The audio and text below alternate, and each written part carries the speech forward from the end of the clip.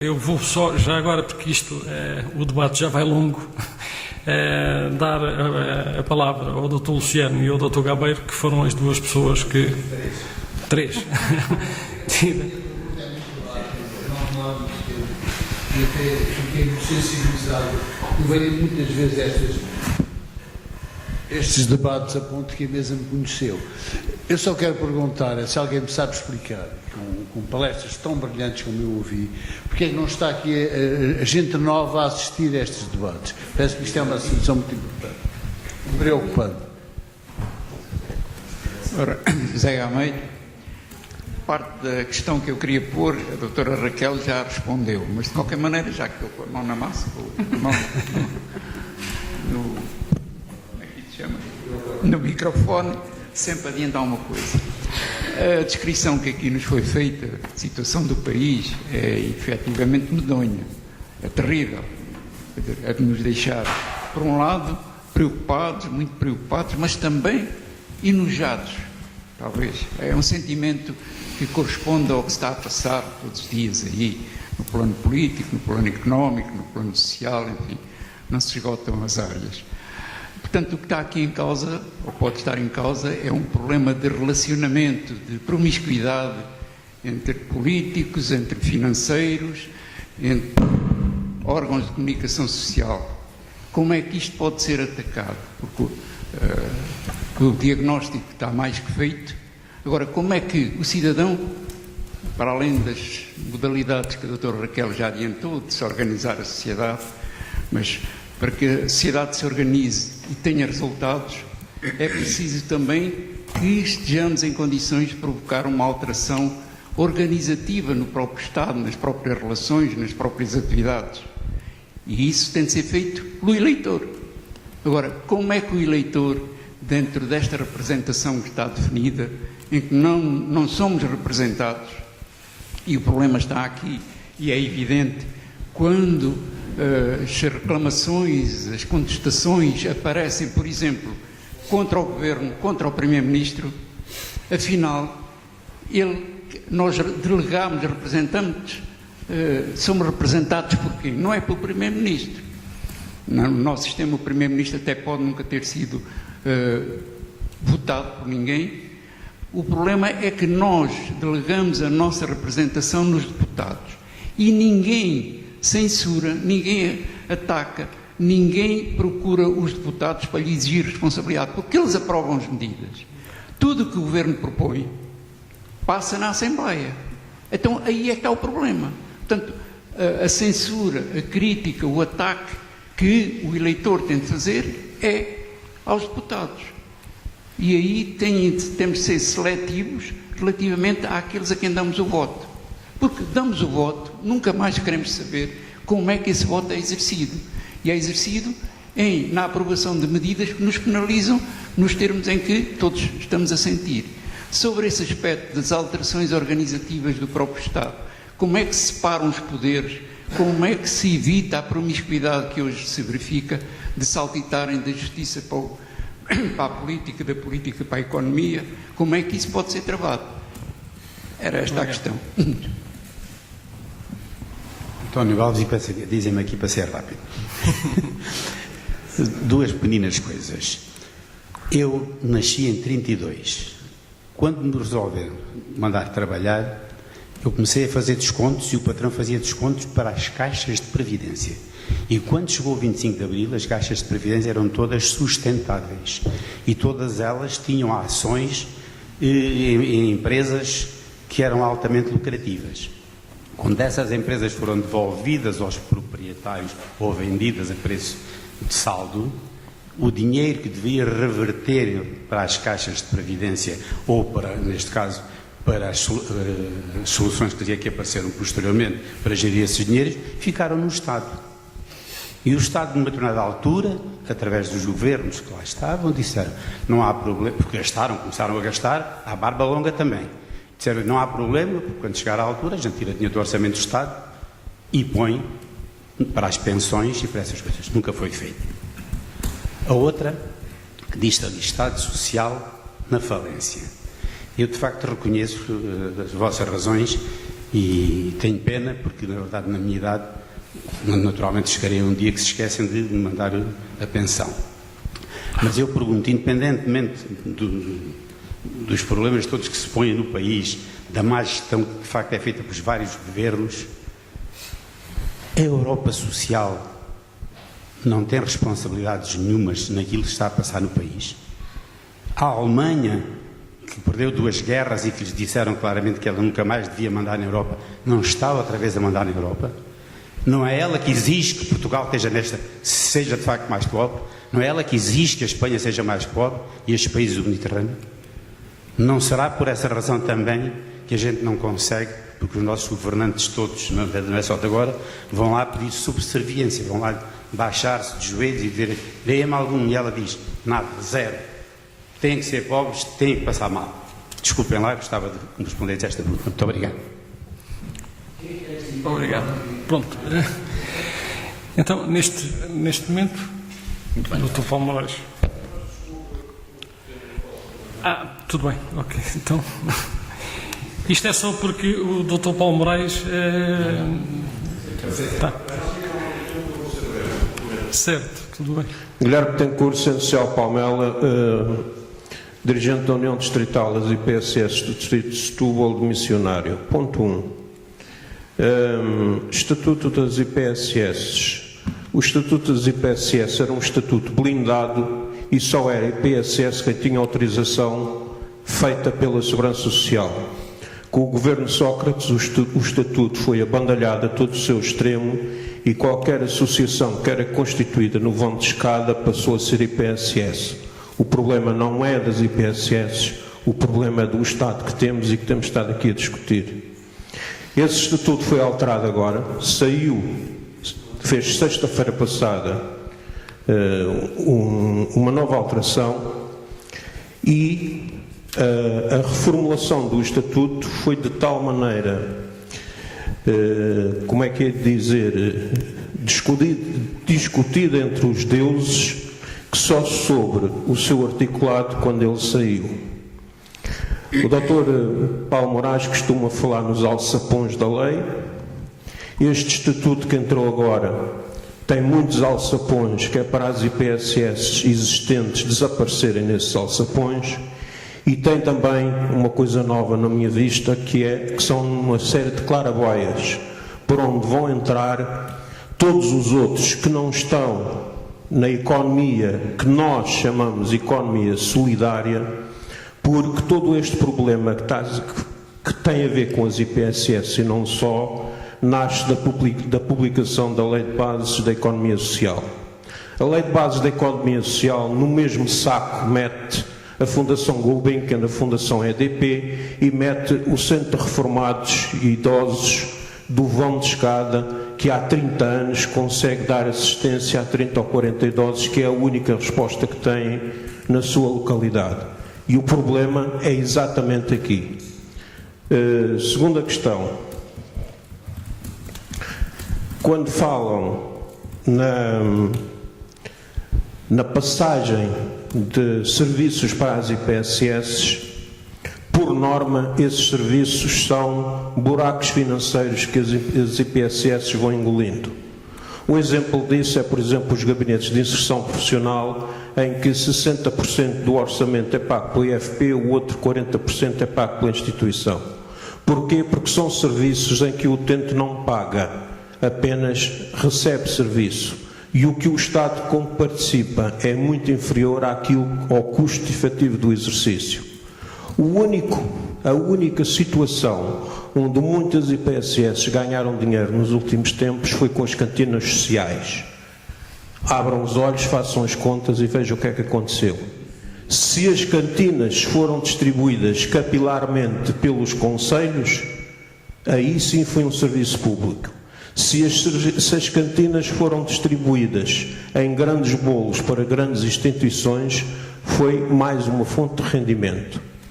Outra questão tem a ver com as IPSS. As IPSS sempre funcionam, as que são IPSS de verdade, os seus utentes pagam consoante os seus escalões de rendimentos. E esperou-se e funcionou-se durante muitos anos com utentes de escalão máximo e com utentes de escalão mínimo.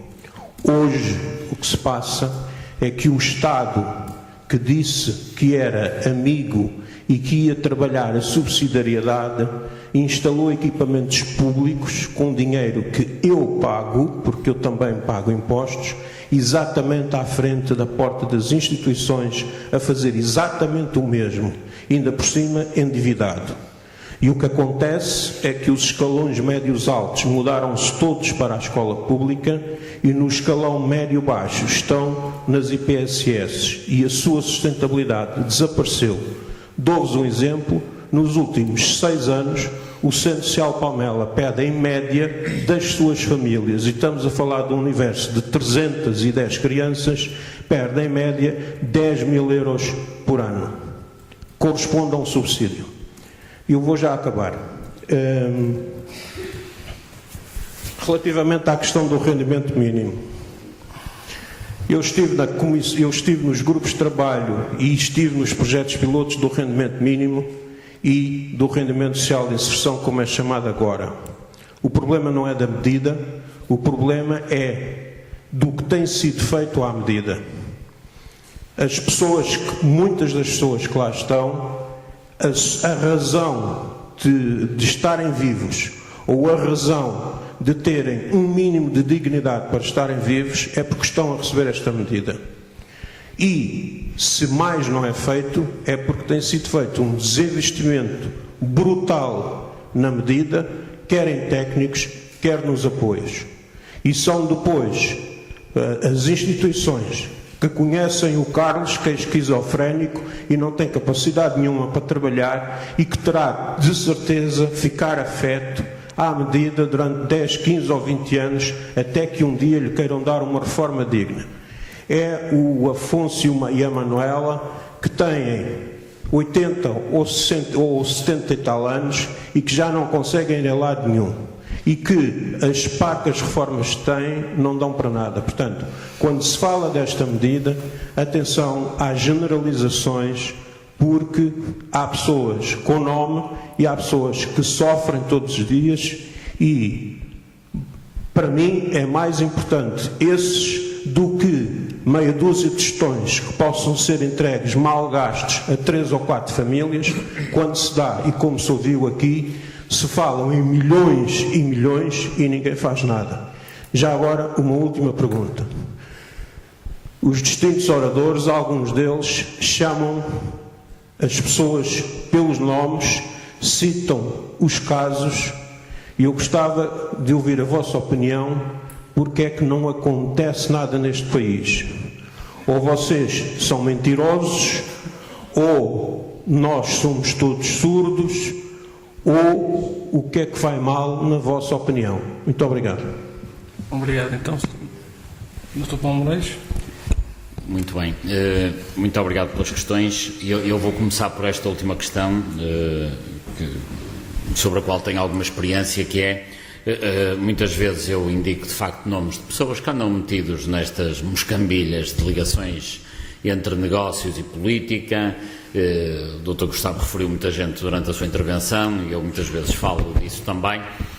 E de facto não é aceitável que haja tanta ligação entre os negócios e a política e que os atores muitas vezes sejam tão ligados quando não são muitas vezes os próprios. Muitas das vezes há atores que de manhã estão a tratar nos seus escritórios determinados negócios sobre os quais vão legislar à tarde para o Parlamento. Portanto, isto é comum, sendo que depois as sociedades de advogados são quem consegue urdir esta teia e tornar isto com uma aparência legal. Eu acho que todos temos, uns mais que outros, obrigação de uma forma militante, denunciar essas situações. Não só para denunciar a corrupção, como para combater o medo da maioria das pessoas, como sobretudo para lutar pela liberdade de expressão. Cada vez que eu identifico uma determinada sociedade de advogados que por esta ou aquela razão está metido num negócio com o Estado e os atores políticos são os mesmos, por um lado, há 3 lutas nessa intervenção. É a luta contra a corrupção, naturalmente, que é talvez a primeira de todas, mas depois há uma segunda luta que é igualmente importante, que é a luta contra o medo. E quem tem mais alguma visibilidade pública tem obrigação, até por uma questão de exemplo, de indicar esses casos para que as pessoas percebam que perante situações de corrupção não só não têm que ter medo de as denunciar, como devem ter coragem, porque aliás a Convenção das Nações Unidas contra a Corrupção tem um capítulo inteiro para a proteção de denunciantes. O que em Portugal é mais difícil, como sabem, um funcionário público que trabalhando numa autarquia denuncia uma, como pode ser até perseguido e, na melhor das hipóteses, é encostado, não é? E depois há um terceiro aspecto, que é a luta pela liberdade de expressão. Eu tenho alguns processos em tribunal por difamação de pessoas que se sentem visadas, que até agora, os que chegaram ao fim, em boa verdade, ganhei-os todos, e o que é positivo, por diversíssimas razões, naturalmente pela minha tranquilidade, pelo meu conforto, mas esse é o assunto menor. O mais importante é porque também se faz jurisprudência, também se faz escola, no sentido de que tem que haver liberdade de expressão.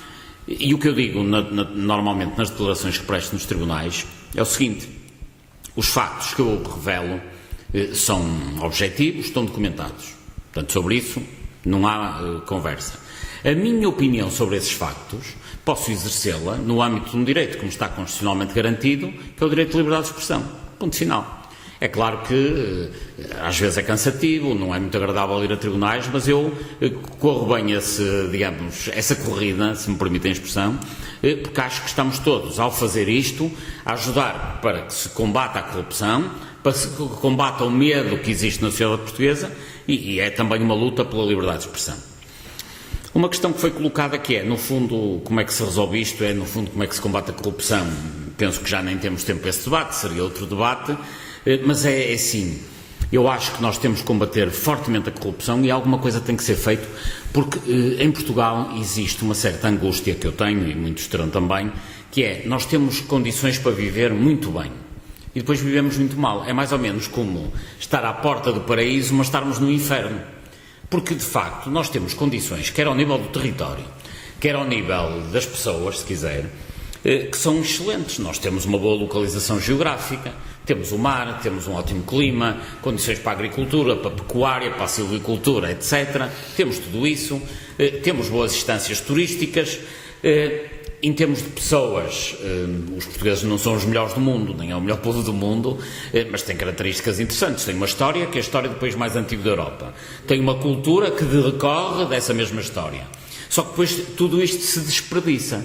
Não há uma filmografia, não há que aproveita a nossa história e por aí fora. Há um desperdício generalizado. Depois temos uma característica que nos damos pouco conta, que é a universalidade. O professor Agostinho da Silva dizia que só há 3 povos que têm uma marca distintiva, que são os ciganos, que amam a liberdade, os judeus, que amam a divindade, e os portugueses, que amam a universalidade.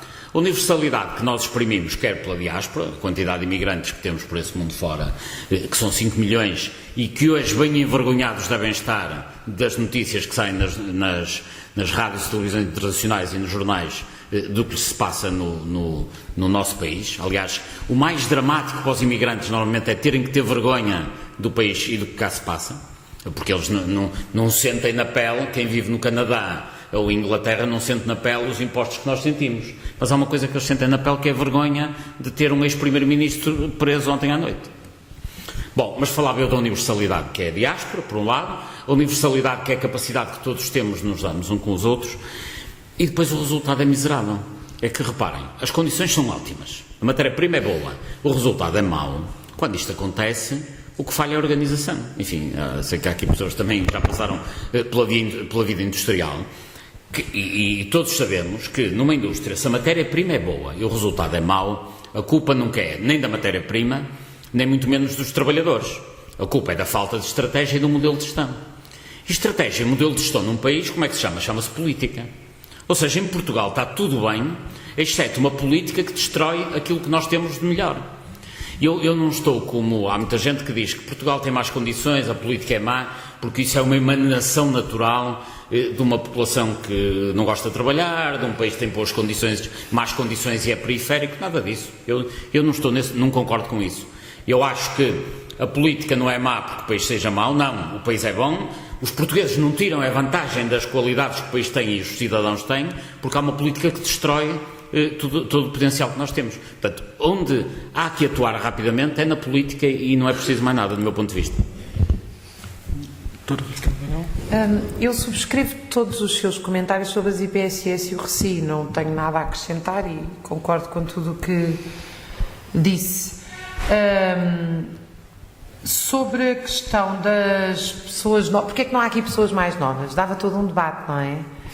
Eu tenho uma tese sobre isso, que tenho escrito sobre isso, que é o meu lado de historiadora social, que as pessoas às vezes dão, naturalmente, estão menos atenta do que à questão dos estudos do orçamento do Estado Social. É que nós temos em Portugal uma coisa que nos últimos 20, 30 anos aquilo que eram as lutas no seio das empresas e das fábricas foi transferido para o Estado e para a família. A precariedade em Portugal não significou, no início dos anos 90, que os filhos foram viver para um qualquer subúrbio e passar a comer entrecosto todos os dias. Significou foi que os filhos passaram a ficar em casa dos pais até aos 40 anos. E depois houve uns antropólogos que desenvolveram uma tese interessantíssima das mães católicas que não conseguem deixar os filhos sair de casa. É uma tese, enfim, obviamente a maioria dos antropólogos não sufraga esta tese, mas é uma tese surreal, uma vez que as mesmas mães católicas, mais católicas, em 1970, os filhos saíam de casa com 18 anos.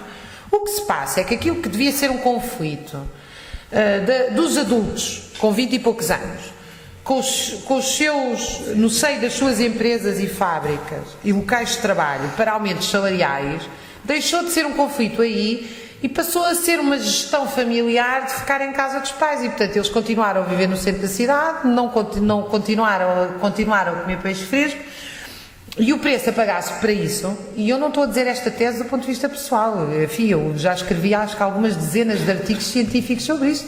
O preço a pagar para isso foi uma geração profundamente infantilizada e sem nenhuma capacidade política e organizativa. Nós temos uma geração entre os 20 e os 40 anos razoavelmente incapaz de pensar politicamente e de se organizar. Há exceções? Há. Agora, não é por acaso que neste país há muito mais manifestações de reformados do que de estudantes ou de jovens trabalhadores. Não há, aliás, manifestações de jovens trabalhadores. E, na minha opinião, a única justificação para isso não é um problema atávico, não é, como dizia e bem o Dr. Paulo Moraes, é um problema da natureza humana dos nossos jovens, que são mais piegas, como gostaria o Primeiro-Ministro de dizer. É um problema de que eles não estão, quer dizer, o espaço do conflito social foi transferido para o seio da família, onde não há conflito. E são os pais que aguentam essa parte do ordenado que não é paga e que ia dar origem a um conflito social. Eu acho que nós estamos a chegar ao fim desse modelo, porque os pais e os avós estão a deixar de ter dinheiro para continuar a sustentar isso. A primeira reação destes jovens, porém, foi emigrar, não foi, ou seja, emigração como válvula de escape e imigração como fuga ao conflito social, mas eu penso que também a imigração, embora a imigração tenha aqui um peso que nós estudamos, aliás, nos modelos históricos das revoluções, estuda-se a imigração como válvula de escape, ou seja, como balão de oxigênio dos regimes políticos. Portanto, eu penso que a razão que não há aqui pessoas mais jovens tem a ver com isso. Não sei qual vai ser o desfecho desse ponto de vista quando foram criados os sistemas de segurança social. Nós hoje podíamos ter 4 idosos por cada trabalhador ativo e a segurança social continuava a ser sustentada, coisa que não temos. Temos 2 trabalhadores ativos por cada idoso. Agora, o que nós temos é reformados que toda a vida receberam 2.000 euros ou 1.500 e descontaram disso, com trabalhadores ou desempregados ou receber 500 euros. Portanto, há aqui um desequilíbrio absolutamente brutal de relações laborais que não tem nada a ver com a demografia. Eu acho que não há dinheiro para 5, 6 anos de segurança social se se mantém esta estrutura laboral. Agora, nós estamos a tempo de travar isto, acho que estamos absolutamente a tempo de travar isto. Não, como o Dr. Paulo Moraes diz, a Parvalon está lá, toda a gente sabe onde é que está, é ir lá buscar o dinheiro, o BES está aqui, portanto as coisas, o dinheiro existe, o planeta Terra está fechado, não sai daqui, mesmo quando o dinheiro vai para paraísos fiscais. Eu gostaria de dar não sei qual é a opinião do Gustavo sobre isto, que eu trato por Gustavo, não por uma questão de título académico, nós temos mais ou menos a mesma idade e, portanto, eu já me sinto à vontade para o fazer. Ele também me deve tratar por Raquel, que agradeço.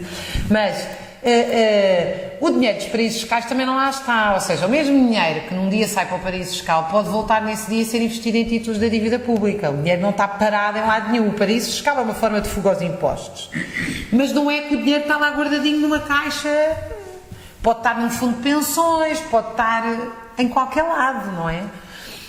Portanto, o dinheiro existe, é preciso. Agora, ninguém mexe no dinheiro que existe, que é na propriedade valorizada destes negócios cujos os ativos tóxicos são passados para o Estado, mas nunca são os ativos valorizados, a propriedade nas suas diversas formas, que é transferida para o Estado. Nós assistimos ao escandaloso caso, e tem toda a razão, quer dizer, os nomes estão cá todos e ninguém faz nada, mas nós assistimos ao escandaloso caso de, depois de ter sido colocada uma garantia bancária que na sua totalidade ascende a mais de 5 mil milhões de euros do BES, logo a seguir o BES de Saúde é vendido. Em vez de dizer assim, não, isto é imediatamente incorporado no Serviço Nacional de Saúde, porque nós estamos ali como garantia, não. Ou seja, nem arrefece, é uma coisa que demora semanas. Portanto, o dinheiro existe e está lá.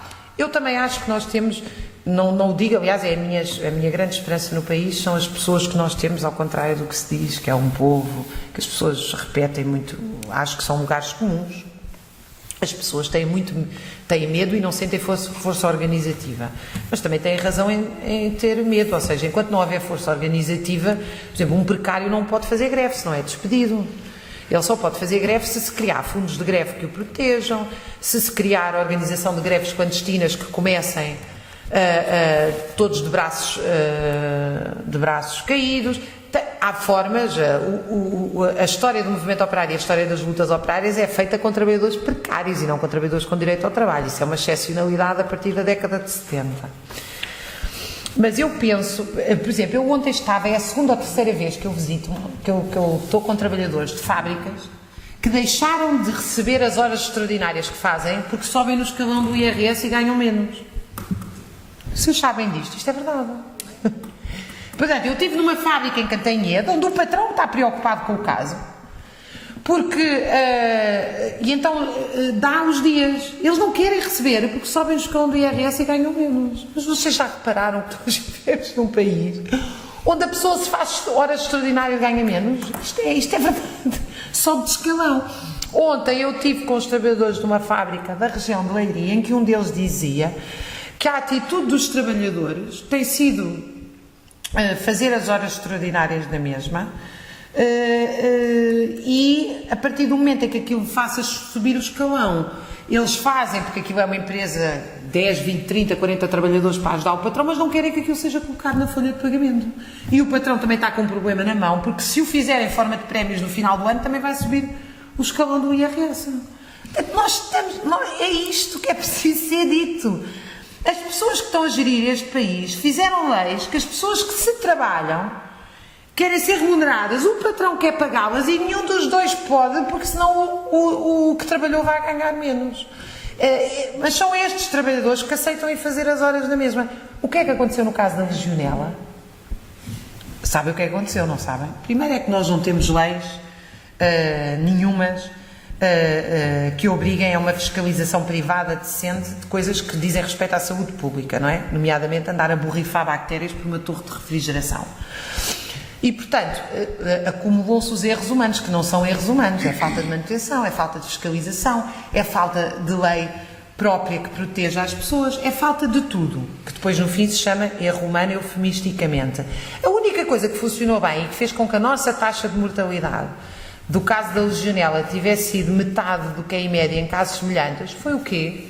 Foram os médicos, os enfermeiros e os profissionais, os auxiliares de saúde, que tiveram lá na linha da frente, apesar de haver hoje enfermeiros a trabalhar 16 horas seguidas, descansam 8 e a seguir têm outro turno de 16 horas, completamente exaustos, apesar dos médicos neste momento terem dificuldades para pagar todas as suas contas se não acumularem com outros serviços, com os salários que se estão a praticar em grande medida. Apesar disso, nós temos pessoas tão excepcionais que fizeram com que a taxa de mortalidade tivesse sido metade. E, portanto, é nestas pessoas que eu acredito, e verdadeiramente isto é o país que eu acredito, e no qual viajo com imenso gosto, e é nestas pessoas, das associações locais com quem eu vou falando, que eu vejo aí força social. Não é de forma nenhuma nos dirigentes nem nos representantes partidários que temos tido, apesar de eu também não acreditar que os partidos são todos iguais.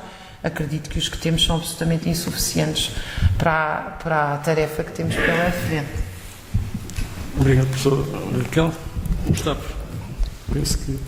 Bem, pegando em algo que a Raquel referiu agora, a venda da Espírito Santo de Saúde, é primeiro referir, por exemplo, que se separou o BES em BES bom e BES mau, mas no BES bom ficaram, por exemplo, as PPPs rodoviárias que vamos andar a pagar até 2040, nem sequer se aproveitou esta ocasião para, digamos, pelo menos renegociar aqueles contratos de forma a esses encargos serem um pouco dirimidos ou diminuídos e que ficaram exatamente na mesma, vão ser explorados pelo comprador do BES bom que sair agora do final deste processo. Quanto à Espírito Santo de Saúde, há outro facto interessante que também é analisado ou descrito no livro Os Facilitadores, que é o facto de todas esta vaga de privatizações a pretexto do memorando da Troika, o Governo contratou a assessoria de uma empresa de consultoria, digamos assim, que era a ABDL, que tinha dois sócios, o entretanto falecido António Borges e Diogo Lucena. E foi essa assessoria que aconselhou o Governo em todos os processos de privatização destes anos da Troika e que levou a cabo essa assessoria durante as operações. Inclusive do setor de hospitais da Caixa Geral de Depósitos, que nem sequer estava inscrito no memorando da Troika, portanto, mais uma vez, uma decisão política do Governo de privatizar esse setor de hospitais da Caixa Geral de Depósitos. E o que aconteceu mais recentemente é que o Diogo Lucena, o economista Diogo Lucena, ex-administrador da Gulbenkian, da Fundação Gulbenkian, aparece a assumir a presidência do Conselho de Administração, precisamente da Espírito Santo de Saúde, a tal empresa que foi agora, ou está a ser praticamente vendida. Portanto, mais uma vez, o tal trânsito destes agentes entre os interesses públicos, privados e depois operações de privatização em que depois aparecem a administrar as empresas privatizadas.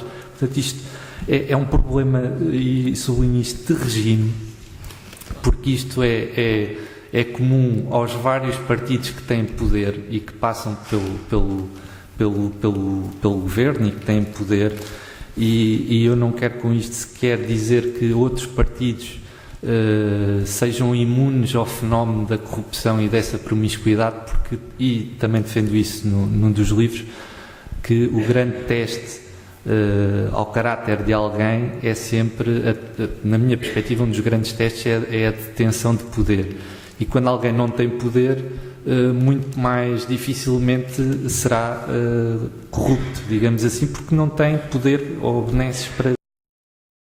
Portanto, isto não é... eu não entro muito nessa caracterização de que há certos partidos mais propensos a isso. A questão não é a natureza tanto dos partidos, é o facto de terem poder para distribuir. Eu queria sublinhar isso. Relativamente ao que a Raquel também referiu das offshores, eu não percebi muito bem a questão. Eu tenho essa percepção de que o dinheiro está sempre a movimentar-se nesse grande círculo. Quando ele para de se movimentar é que acontecem depois os escândalos e é como a maré baixa e alguém é apanhado sem as calças, digamos assim. E isso vem também um pouco daquilo que eu referi na intervenção, daquela desregulamentação económica que se assistiu um pouco nos anos 80 com Thatcher e Reagan, e uma mudança cultural que se foi fazendo, sobretudo no mundo financeiro, em que a economia passou a ser muito mais virtual do que era. E quando antigamente, ou anteriormente, havia uma correspondência real em indústria, em emprego, e a economia era algo material, substancial, com representação real nas pessoas, e era uma economia real. Hoje em dia é quase um mundo virtual em que o dinheiro que existe, está exponenciado quase 3, 4 e 5 vezes mais, porque o dinheiro é esse o conceito do crédito, não é? O problema é que antes emprestava-se 2 vezes mais do que o que se tinha, e hoje se calhar já está 7 e 8 vezes mais, e o dinheiro anda sempre a circular. O problema é que quando essa roda cessa e se encontram as imparidades e as fraudes.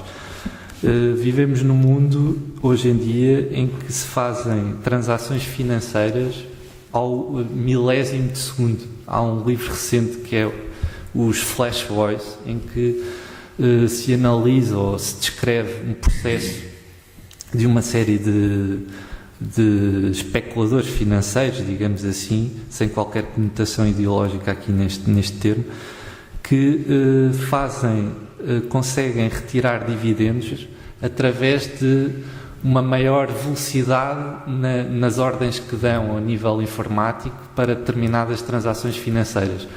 Eles conseguiram reduzir esse tempo ao milésimo de segundo e conseguem retirar, digamos assim, dividendos a partir de uma ainda maior velocidade. E, portanto, isto é tudo quase no âmbito da ficção científica, quando não há uma correspondência com a economia real e é quase tudo virtual.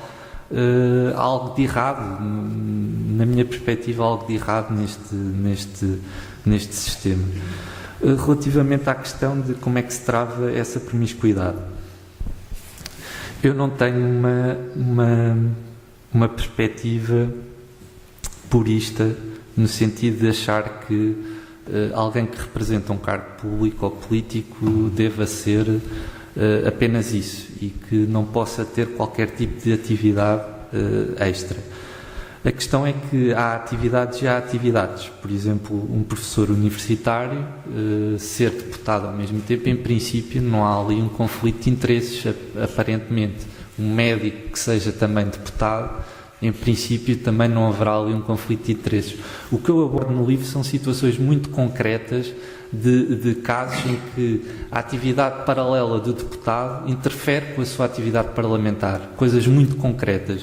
E qualquer lei que se estabeleça no sentido de proibir essa acumulação será sempre injusta e apanhará sempre pessoas que são próbas e idóneas e que desempenham as funções parlamentares com seriedade.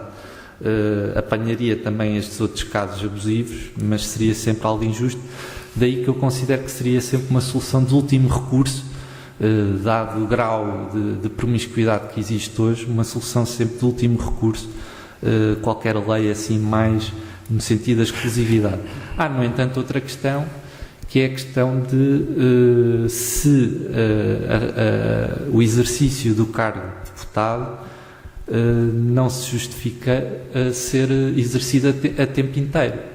Porque eu, pessoalmente, prefiro que o deputado que me está a representar esteja lá a tempo inteiro, se possível até melhor pago do que é atualmente, mas que me represente condignamente e a tempo inteiro, que eu não tenha dúvidas sobre se ele está a defender o interesse público ou se está a defender interesses de outras empresas com as quais tem ligações de consultoria e é remunerado em simultâneo. De qualquer modo, eu defendo não a exclusividade, defenderia a obrigatoriedade de exclusividade em solução de último recurso, mas eu acho que há uma outra forma de resolver ou tentar debelar este problema, que seria criar uma espécie de comissão independente que, à entrada para os cargos, fizesse o cruzamento de dados que eu fiz para estes livros e visse, de facto, os casos concretos em que aquela pessoa não pode assumir aquele lugar porque há um claro conflito de interesses. Porque o problema que se passa é que no Parlamento quem deveria fazer isso, a Comissão de Ética, não é proativa e basicamente não cruza dados e não faz essa autorregulação. Os deputados já provaram que não conseguem fazer essa autorregulação. E uma comissão independente que fizesse esse trabalho à entrada para os cargos, para que depois, quando as pessoas já estão a exercer o cargo, não apareça escrito nos jornais todos estes casos que descredibilizam a democracia e os políticos em geral. Portanto, isto devia ser feito preventivamente, antes de entrarem para os cargos, e copiando até talvez os modelos americano e britânico, ou até dentro da própria União Europeia relativamente à Comissão Europeia, em que nas semanas em que são propostas as pessoas para assumir determinados cargos, se faz esse cruzamento de dados e as pessoas são entrevistadas e escrutinadas antes de assumir os cargos e não já dentro do sistema e já assumindo os cargos.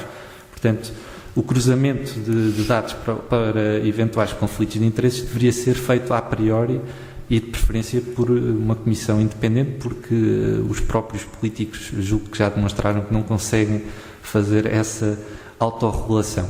Isto ao nível do Parlamento. Ao nível governamental, de cargos de executivos, não se coloca essa questão da exclusividade, porque um governante não pode ter outra atividade, portanto aí tem mesmo que ser exclusivo. Coloca-se a questão mais da entrada, mas também da saída, isto é, quando um ex-governante, depois de assumir esse cargo, vai parar a uma empresa que beneficiou de algumas, digamos, medidas que esse ministro tenha adotado. Já há um período de nojo, julgo que de 3 anos, que na maior parte destes casos que causaram grande celeuma pública até foi respeitado. Jorge Coelho, antes de ir para a Mota-Engil, respeitou o prazo, o período de nojo. Ferreira do Amaral, antes de ir para a Lusoponte, respeitou esse período de nojo. E mesmo assim, apesar desses anos que passaram, levanta dúvidas ao nível ético e moral. A questão é que, ainda por cima, relativamente à Mota-Engil e à Lusoponte, com contratos de concessão quase a 30 e 40 anos, um período de nojo de 3, ou eu julgo que são 3 anos, não vai minimamente retirar as suspeitas de que ele vai gerir os contratos que assinou enquanto ministro. Se aquilo tem um prazo de 30 anos, os 3 anos é manifestamente pouco. De maneira que outra solução seria aumentar esse período de nojo, mas também, se calhar, determinadas situações que são tão óbvias de conflitos de interesses, proibir mesmo que esses ministros e ex-governantes assumam cargos de administração em determinadas empresas, porque há muitas coincidências e há casos, se calhar, que essas pessoas são contratadas por mérito, e eu, como jornalista, tenho que admitir essa hipótese e admito no livro, e cada caso é um caso, mas é demasiada coincidência que quase todos os ministros das obras públicas e secretários de Estado das obras públicas, uma percentagem imensa, acabem todos por ir parar à Mota-Engil. Isto não é normal. Há mais construtoras e há mais atores naquela área de negócio. Portanto, mesmo que essas pessoas sejam engenheiros civis e muitos nem são, e que tenham que trabalhar nessa área, porque também não podem ser proscritos, depois de serem governantes não podem ir para casa sem trabalhar, não é? Se trabalham nessa área, mas há outras empresas e há outras áreas, dentro dessa área há outros atores para onde poderiam ter ido trabalhar, portanto há coincidências a mais em alguns casos. Quanto ao não acontecer nada, eu julgo que há cerca de 15 dias atrás eu até aceitaria melhor essa ideia. Agora, no contexto desta semana, uma semana mirabolante, julgo que tenho mais dificuldade em acompanhar essa visão, porque foi uma sucessão incrível de casos e de pessoas detidas. Um ex-primeiro-ministro está hoje detido, questão dos vistos gold, foram detidos altos dirigentes da administração pública, o caso do BES, com toda esta catadupa de escândalos, embora ainda não haja detidos, esperemos que sim.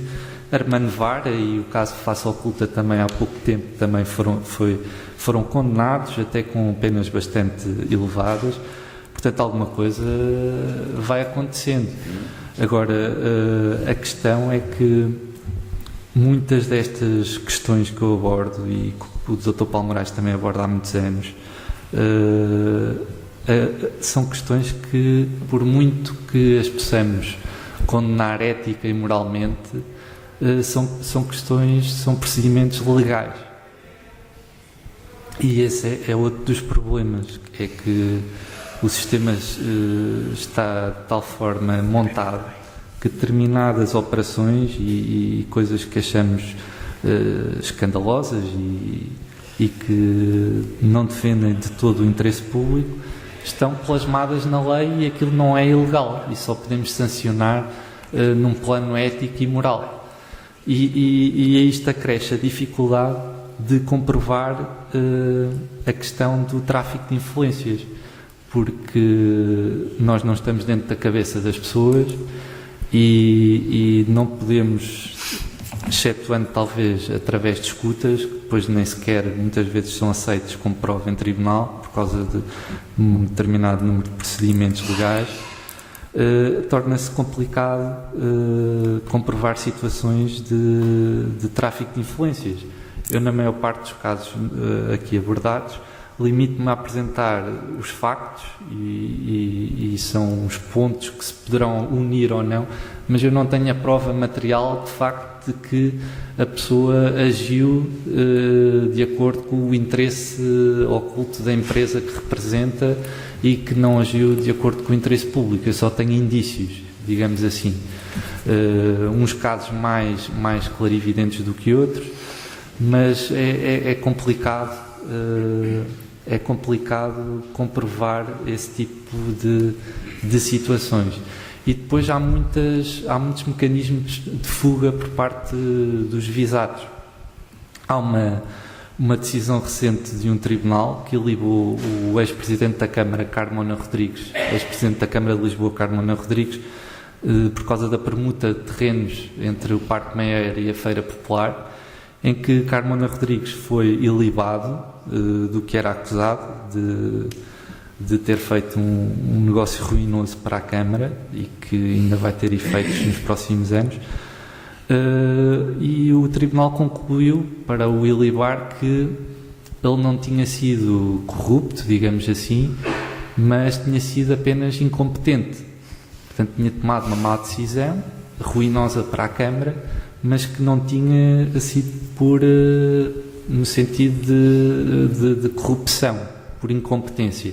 E o Dr. Paulo Moraes até recentemente referiu isso. Carmona Rodrigues ficou todo contente, fez-se justiça, não é? Fui apenas incompetente, não sou corrupto, etc. Portanto, há muitos subterfúgios e há muitas formas de, digamos, escapar a isso. Porque a grande questão que se coloca, e para terminar, para não alongar muito mais, é sobre a legitimidade da decisão política.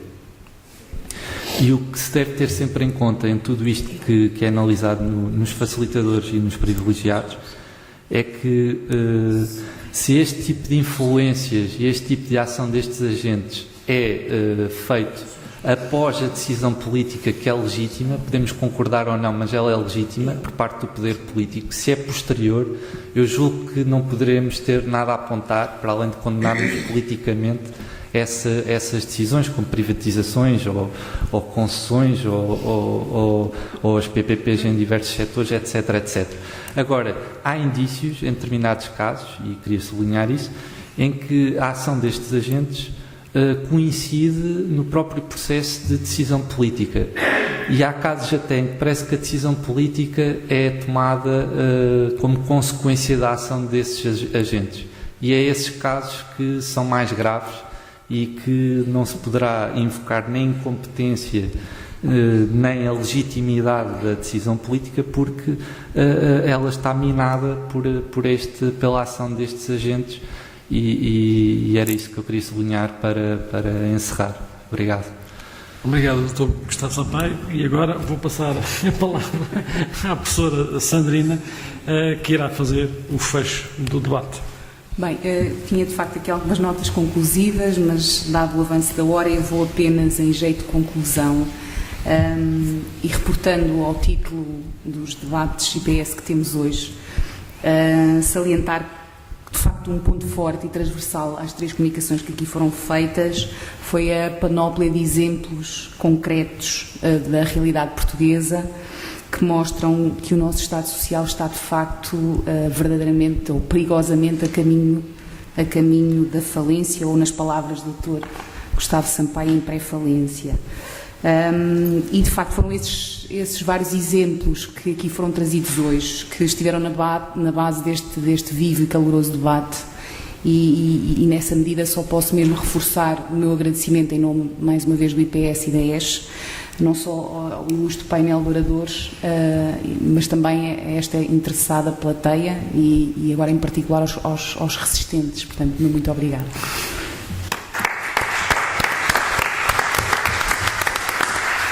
Quanto a mim, espero que tenham gostado. Passamos uma tarde animada com debate entre todos. Obrigado. Muito bem.